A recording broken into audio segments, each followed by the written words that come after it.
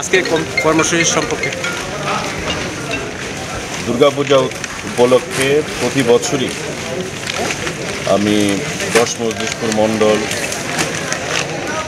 আমরা মহিলাদের মধ্যে বস্ত্র বিতরণ করে থাকি এবং বিধায়ক হওয়ার পর থেকে কোভিডের বছর বাদ দিলে প্রতি বছরই মা বোনদের মধ্যে এই সামান্য শারদ উৎসব উপহার প্রদান করে আমি ব্যক্তিগতভাবে তৃপ্তি বোধ করি।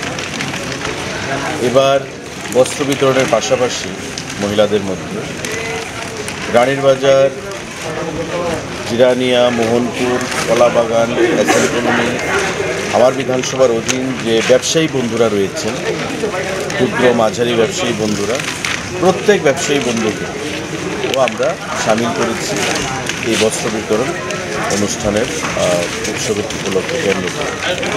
এবং আপনারা দেখতে পাচ্ছেন এখানে রানীর বাজারের যে 3টে বাজার রয়েছে, অধিকাংশ বাজারের ব্যবসায়ীরা এখানে উপস্থিত রয়েছেন এবং শারদ উৎসবের এই যে বস্ত্র আমরা হাতে তুলে দিতে পেরেছি তাতে আমি তৃপ্তি বোধ করছি এবং আমরা মনে করি মানুষকে যদি সামান্যটুকু খুশি প্রদান করা যায় এটাই হবে আমাদের একটা বিশাল উদ্দেশ্য, বিশাল লক্ষ্য এবং বিরাট পাওনা।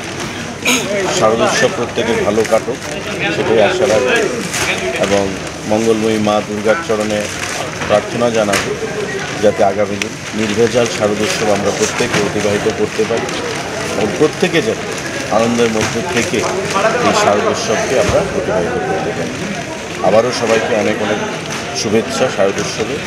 প্রত্যেকের জন্য মায়ের আশীর্বাদে দুর্গা উৎসব ভালো থাকে।